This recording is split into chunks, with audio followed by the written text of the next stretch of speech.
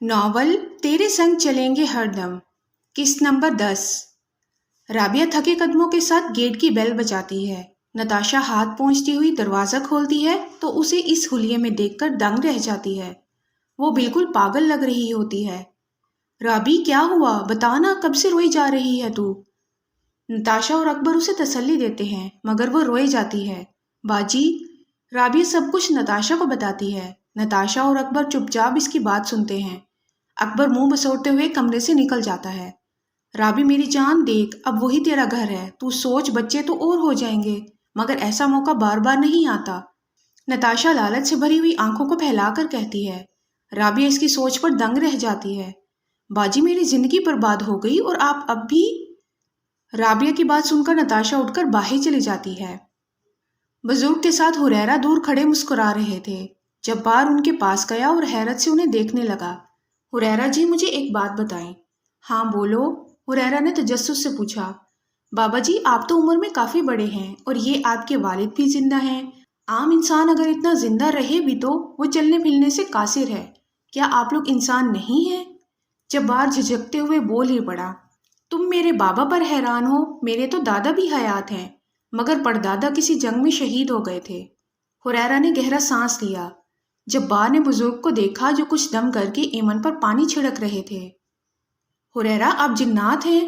جبار نے پھر سوال کیا۔ دیکھو، ہم اس سوال کا جواب نہیں دے سکتے، اور اگر تم چاہتے ہو کہ تمہاری بیوی کا علاج ہو تو تم خاموشی اختیار کرو۔ ہریرا نے سخت لہجے میں کہا۔ جبار چپ ہو گیا۔ وہ جانتا تھا کہ بزرگ انسان نہیں بلکہ جنات میں سے ہیں۔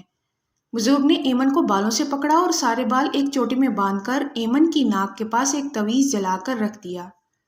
دھواں لگتے ہی ایمن کی آنکھیں سرخ ہو گئیں، اس کے منہ سے خون بہنے لگا اور عجیب سی آواز نکلنے لگی۔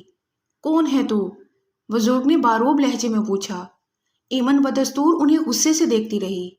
بزرگ نے اس کی کلائی پکڑ کر آنکھیں بند کر لیں، پھر آنکھیں کھول کر ایمن سے مخاطب ہوئے۔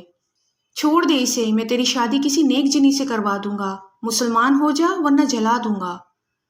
بزرگ کے چہرے پر پسینہ عیاں تھا، سخت سردی میں بھی وہ پسینے سے بھر گئے۔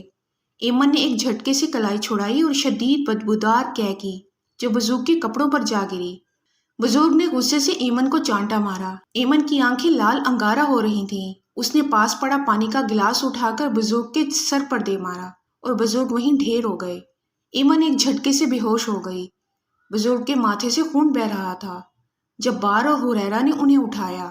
جبار حیران تھا کہ ان کے ماتھے سے خون کیسے نکلا، جبکہ وہ تو ایک جن ہیں۔ بزرگ ہوش میں آ چکے تھے۔ جبار کو پریشان دیکھ کر انہوں نے اسے اپنے پاس بلایا۔ جبار، میں انسان ہوں، ہریرا جن ہے، میرا خاص فرما بردار جن، بس تھوڑا شرارتی ہے، اس لیے تمہیں تنگ کر دیا اس نے۔ جبار نے بزرگ کو حیران ہو کر دیکھا۔ بابا جی، اس عمر میں شرارتی؟ ہاں ہاں، اس نے اپنا روپ خود ایک بوڑھے میں بدلا ہے، وہ بس یوں ہی شرارت کرتا ہے، تم پریشان مت ہو۔ بزرگ مسکرائے، جبار بھی مسکرایا، مگر معاملہ کافی آگے نکل گیا ہے، اب اسے سنبھالنا مشکل ہے۔ رابعہ ایک ہفتے سے یہاں تھی۔ نتاشا نہ اس سے بات کرتی اور نہ ہی کھانے پینے کا پوچھتی، بس ہر وقت اس سے پیسوں کا مطالبہ کرتی۔ رابعہ حیران تھی کہ اس کی اپنی بہن صرف پیسے کی خاطر یہ سب کچھ کر رہی ہے۔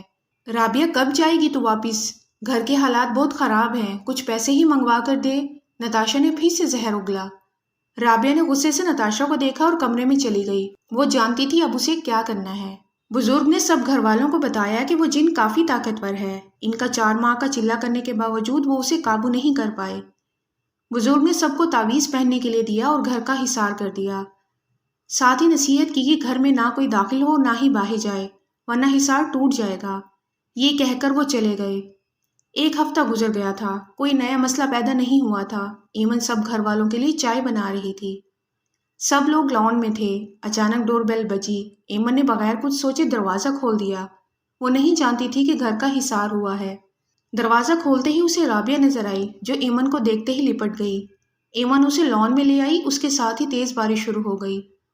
سب لوگ اندر آ گئے۔ رابعہ کو دیکھ کر سب پریشان ہو گئے کیونکہ حصار تو ٹوٹ گیا تھا، اور بارش بھی اس لیے ہو رہی تھی کیونکہ بارش اتنی طوفانی تھی کہ اللہ معاف کرے۔